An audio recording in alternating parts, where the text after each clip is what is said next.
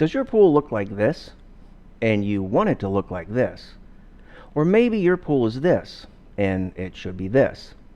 Well, if your pool is green, then you'll want to watch until the end because I'm going to show you the easiest and fastest way to clear up your pool.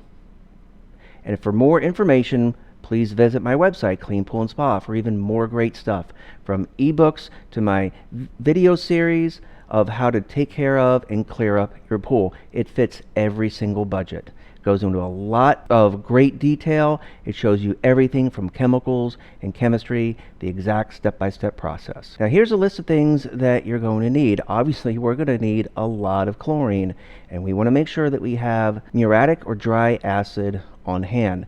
You might not need everything here. You might not need a submersible pump. Maybe you have a sand or DE filter. You can use your multi-port valve. Just wanted to throw that in there, but go ahead, look over this list and make sure that you have what you need. Okay, so the first thing that we're going to talk about is our filter. Okay, DE cartridge and sand filter. We're going to touch on each one of those because remember, we're never going to clear dirty water with a dirty or non-working filter. So the first one up is our DE filter. We want to take the grids out, the manifold. We want to spray the grids off. We want to check for holes, rips, tears, replace any grids that need to be replaced, make sure the manifold is good. We're going to reattach everything and recharge with fresh DE. Next is our cartridge filter. Now if your cartridge filter is, say, more than 2 years old, just go ahead and throw it away, get a new one. If it's less than 2 years old, you're probably okay. Make sure that it's sprayed out. And last, we're going to talk about the sand filter. I'm going to spend a couple extra minutes on the sand filter because it does have kind of a unique situation. Now, the one thing that is the most overlooked part of having a sand filter is right here. You can see this FB. It's called the freeboard. Okay? What the freeboard is the measurement from the top of the sand to the top of the filter. All right, and it's very, very important. Here you can see this diagram. It says to fill to the min-max mark right in between. And on this one, it says that the top of the sand should come to within 6 inches of the top of the filter. This, again, this is called the freeboard. What most people do is they'll put the right amount of sand in there, but through time and backwashing and the sand becoming heavy, that freeboard can kind of open up. If you have a sand filter, you want to take the top off, measure the freeboard, make sure it's right. If you need to top it off with, 3, 4, 5 inches of sand, go ahead and do that. Next, we're going to talk about our chemistry, our chemical readings. Now, the readings dictate how we're going to approach this pool. Pools go green for many different reasons, okay? It's just not one reason, all right? And we need to understand something, is that the chemicals balance the water. It's the filter that clears the water, all right? So our chemical readings are going to completely dictate how we approach this pool. So the first thing that we're going to do is take a look at the stabilizer, the CYA. Now if it's low, we can always add it. The range is 30 to 50 parts per million. So if it's low, we can add granular or liquid stabilizer. Now if the stabilizer is high, let's say 90, 100, 110, 120, 30, 40, 50 parts per million, we're going to need to do a partial drain and refill to get that down into the right range. Conventional chlorine pools can have 30 to 50 parts per million. Salt pools can have, up to 70, 60, 70 parts per million. That's okay.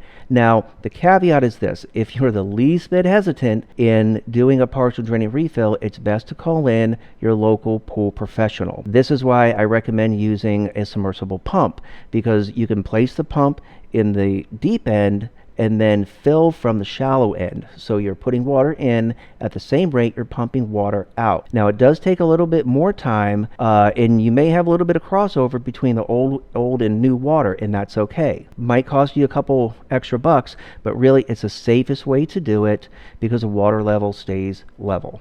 And once we get finished with that, we want to remember to have our water level half up from the bottom of the skimmer. Our next step is to sweep and remove as much debris as we can using a wide mouth leaf rake. So we sweep and sweep and sweep. We want to get all that algae and bacteria off the surface and into the water in suspension so it can get filtered and backwashed out. And we use our wide mouth leaf rake to remove as much debris as we can. Okay, so we've done all that. Now it's time for the shock process. Shocking a pool is a process. It's not a product. It's something that we do. It's not something that we buy. Okay, so what we're going to do is add 1.5 gallons of liquid chlorine per per 10,000 gallons. Our free chlorine goal is 15 to 20 parts per million. The process of shocking a pool is to maintain a high level of effective free chlorine long enough in order to kill the algae and bacteria. It's not triple or quadruple or quintuple shock the pool. If you bring your chlorine level up to 50, 60, 70 parts per million, 80 parts per million, that can be really bad for a vinyl liner and a fiberglass pool. They're really not meant for that. You can damage it if you quadruple shock or quintuple shock your pool. Again, our goal is to maintain a free chlorine level of 15 to 20 parts per million. So we go ahead and do that. Afterwards, about maybe 8 to 10 hours later, 12 hours later, we go back to the filter. We backwash. We're going to clean the filters. If you have a cartridge filter, we're going to backwash. We're going to clean it because we want a clean filter. Clean filters clean dirty water. And then we test our pH and our chlorine again. Now our pH may have increased a little bit, so what we want to do is, of course we have our acid on hand, and we want to put the acid in there, drop the pH down to 7.0 to 7.2. We want to maintain that. And then we test our chlorine. Our chlorine is probably going to come down. If we have a really green pool, we bring that level up to 15 to 20 parts per million, and we test again. It might be at 3, 4, 5 parts per million. Of course, we're going to need to add more chlorine to bring that level back up to 15 to 20 parts per million. Then we go back to our filter. We're going to backwash. We're going to clean our filters once again, and we're just going to keep continuing this process right here. We're going to check our pH. If our pH came up, we want to jam it back down again. Our chlorine came down, we want to jam it up. We want to get that back up to 15 to 20 parts per million. 8 to 10 hours later, we're going to clean our filters again. Same process, same thing here. We're going to test our pH. It went up, we're going to bring it down. Our chlorine went down, we're going to bring it up.